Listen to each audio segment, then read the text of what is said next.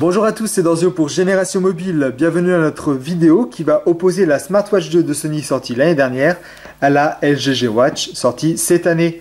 Ces deux montres sont des produits qui vous sont proposés par www.lamontrebleu.fr qui est notre partenaire, dans lequel vous allez retrouver énormément d'objets connectés tels que ces deux montres.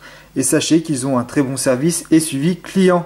Commençons tout d'abord par opposer ces deux modèles par leur design. Alors nous avons deux designs qui sont totalement différents, l'un format carré, l'autre format rectangulaire.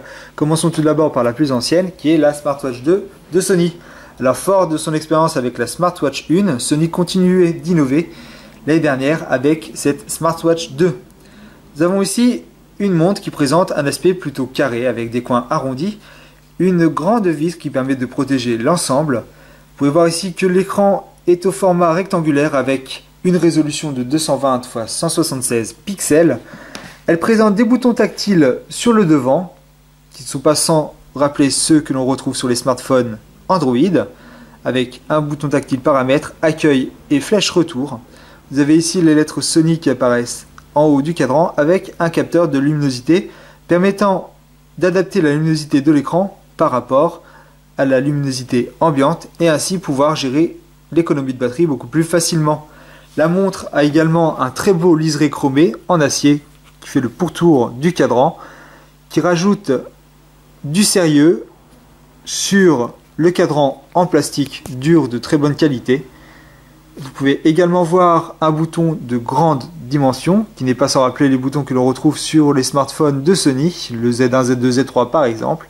Et ici une trappe qui dissimule une entrée micro USB, à savoir que la montre peut être immergée dans une petite profondeur de 1 mètre pendant 30 minutes puisqu'elle a une certification IP57. L'écran quant à lui est un écran OLED qui, pour économiser de la batterie, va être réfléchissant et ainsi vous n'avez pas besoin de l'allumer pour visualiser l'heure quand vous êtes dehors ou à l'intérieur avec les reflets de la lumière. Sachez que vous pouvez tout de même l'allumer avec un seul appui court. Vous avez ici l'écran qui s'allume. Alors bien évidemment, les couleurs sont vraiment géniales. On a un blanc qui est très blanc et un noir qui est profond grâce à l'OLED et qui permettent d'être visualisables vraiment dans n'importe quelle situation, même en plein soleil et avec des angles extrêmes. Au niveau du bracelet, on a ici un bracelet qui est typique bracelet de montre. Ici il est en silicone, mais vous allez pouvoir le changer. Vous avez ici un empattement de 22 mm et vous pourrez prendre par exemple un bracelet en acier ou en cuir pour changer un petit peu de style au niveau de la montre. Au poignet, celle-ci fait un petit peu grosse à cause de son format carré, mais même avec un petit poignet, ce n'est pas trop choquant. Donc voilà pour le côté design de la montre de Sony. Parlons maintenant de la montre LG G Watch. Alors celle-ci aborde un côté plutôt rectangulaire, sans bouton ni entrée micro USB. Alors ça déroute un petit peu et c'est normal puisqu'on se demande comment éteindre ou allumer cette montre. Vous serez obligé d'utiliser ceci qui est un dock spécialement livré avec la montre qui permettra d'une part recharger la montre et si celle-ci est éteinte va permettre de l'allumer puisque la montre est constamment allumée. Alors pour économiser de la batterie, on éteint l'écran soit en posant sa main directement sur le cadran pour l'éteindre et donc du coup là j'ai fait des deux fois de suite, donc c'est pour ça qu'il n'était pas éteint, donc comme ceci, voilà. Et donc du coup vous allez pouvoir économiser de la batterie, à contrario de la montre Sony Smartwatch 2 qui elle peut être éteinte et rallumée via le bouton. Ici vous serez obligé de la poser sur son dock qui est alimenté via donc l'entrée micro USB pour pouvoir d'une part la recharger et d'autre part l'allumer si la montre est éteinte. C'est un gros point négatif puisque si vous êtes en voyage et que vous voulez économiser de la batterie par rapport à la LG G Watch, soit vous la laissez en veille en mode avion, ce qui va quand même drainer de la batterie, soit vous l'éteignez, mais vous serez obligé d'avoir le support avec vous, plus de quoi l'alimenter pour pouvoir allumer la montre. Puisque si celui-ci n'est pas alimenté, vous pourrez toujours poser la montre dessus, elle ne va pas s'allumer. Donc vous pouvez voir que le rechargement se fait par des pins que l'on retrouve ici. Et le dock est légèrement aimanté pour pouvoir poser la montre dessus parfaitement bien et que celle-ci tienne. De plus, le dock a ici un autocollant tout autour que vous pourrez coller. La montre quant à elle est un petit peu plus légère que la montre de Sony. Son cadran a lui aussi de larges bandes tout autour de l'écran, malheureusement. Vous pouvez voir que la montre a également une large vitre permettant de protéger l'écran LCD qui lui a la même taille mais au format carré, c'est-à-dire qu'elle a une taille de 1,6 comme la smartwatch 2 de Sony, mais par contre elle a une résolution de 280 x 280 permettant d'avoir plus de précision au niveau de l'affichage. Mais c'est vraiment très minime, on le voit à peine sur les deux montres lorsque celles-ci sont allumées. Hein, tout est vraiment très lisible sur l'une comme sur l'autre. Au niveau du plastique utilisé, malheureusement ici on n'a pas d'artifice comme on pourrait l'avoir avec le côté design de la Smartwatch 2 et son liseré chromé. Non, ici c'est un plastique qui a l'air même bas de gamme, malheureusement, même si pourtant elle a l'air vraiment robuste. On regrettera que LG ne propose pas un plastique plus qualitatif ou un design un petit peu plus qualitatif. C'est un premier essai pour la LG G Watch bien évidemment, et dans l'avenir normalement LG devrait mettre à l'honneur beaucoup plus son design comme il le faisait déjà avec ses nouveaux smartphones qui sont le LG G2 ou G3 par exemple. La LG G Watch a un bracelet en silicone classique. Celui-ci se nettoie très bien, il est très doux au toucher et de bonne longueur avec énormément de trous pour pouvoir placer vraiment sur n'importe quel type de poignet. Elle ne fait pas grosse au poignet, même si on a un petit poignet comme le mien, vous pouvez voir que ça ne choque pas. Vous pouvez voir que côte à côte, elles ne sont pas énormément plus grosses l'une de l'autre, simplement le format rectangulaire fait qu'on a l'impression que celle-ci est beaucoup plus fine. Alors vous pouvez voir que sur les côtés, la LG G Watch sera vraiment plus fine de quelques millimètres. Par contre, elles ont pas la même hauteur. Vous pouvez voir que la LG G Watch est un petit peu plus haute. C'est un OS maison qui a été fabriqué par Sony pour pouvoir bien évidemment communiquer avec le smartphone. Et cet OS donc dispose des boutons comme d'Android et d'une disposition à peu près pareille au niveau de l'écran, puisque vous voyez ici toutes les applications de la montre qui peuvent défiler comme ceci. On se croirait être sur le smartphone, justement sur la page des applications.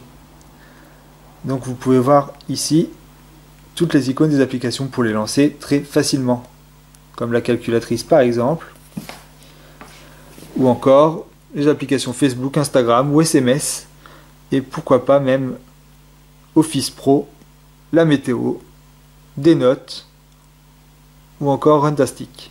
Alors il faut savoir que la montre ne dispose ni de podomètre ni de micro, comme c'est le cas pour la LG G Watch. De plus, elle n'a pas de gyroscope intégré, puisque la LG G Watch va permettre de réserver de la batterie quand elle est éteinte, mais si vous voulez voir l'heure, il suffit simplement de l'avoir au poignet, de l'incliner comme ceci, et le gyroscope intégré va directement allumer le cadran pour que vous puissiez lire l'heure. Tout ça bien évidemment avec un geste tout à fait naturel pour le visionner. Donc ça c'est l'un des grands points différents. J'avais oublié également de vous parler du bracelet de la LG G Watch, qui est également en silicone, effet soft touch, hein, très doux au toucher, pareil que sur la Smartwatch 2. Et pareil, vous avez un empattement de 22 mm qui vous permettra à votre gré de changer de bracelet pour avoir un aspect un petit peu plus sympa. Et au niveau de la taille, on peut voir que la LG G Watch fait un petit peu plus petite au poignet que ce que propose la Smartwatch 2 de Sony. Concernant maintenant le système que dispose la LG G Watch, il s'agit du système Android Wear qui a été créé spécialement pour les objets connectés par Android. Sachez bien évidemment que vous êtes obligé d'avoir l'application Android Wear gratuite et disponible sur le Play Store qui vous permettra de gérer la connexion à la montre.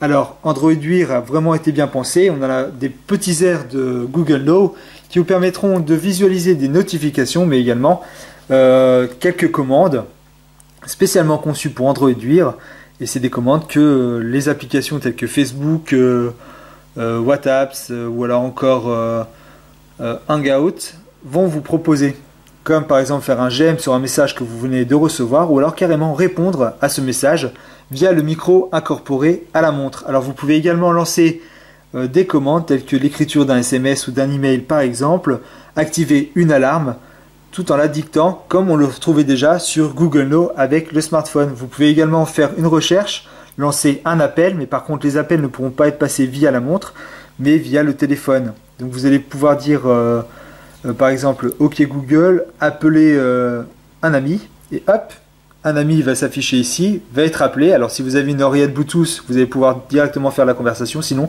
vous serez obligé de prendre votre smartphone à l'oreille pour pouvoir parler avec lui. Donc Android Wear est vraiment génial puisque toutes les notifications gérées sur le cadran de la montre vont être directement gérées aussi sur le smartphone. Donc si vous en supprimez une sur le cadran de la montre, et bien celle-ci sera également supprimée directement dans le centre de notification de votre smartphone. À savoir également que maintenant beaucoup d'applications vont être proposées pour Android Wear et vous en allez avoir de plus en plus qui vont arriver. Du coup, c'est l'un des gros points forts par rapport au système de la Smartwatch 2.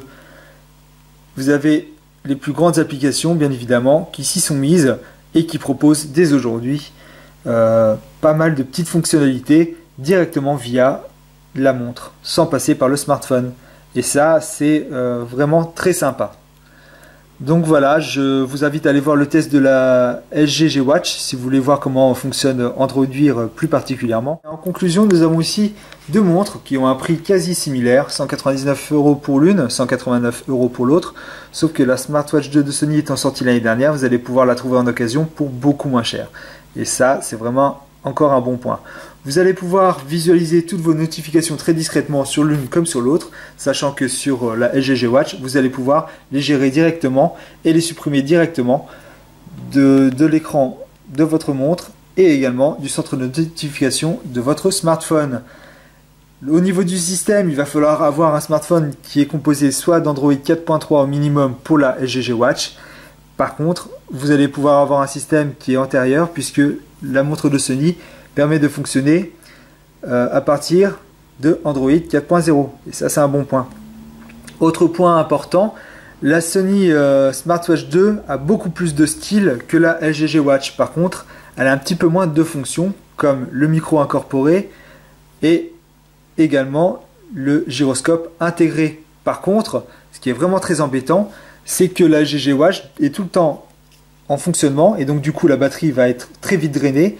Comptez 1 à 2 jours pour la LG G Watch d'utilisation contre 2 à 4 jours d'utilisation pour la Smartwatch 2.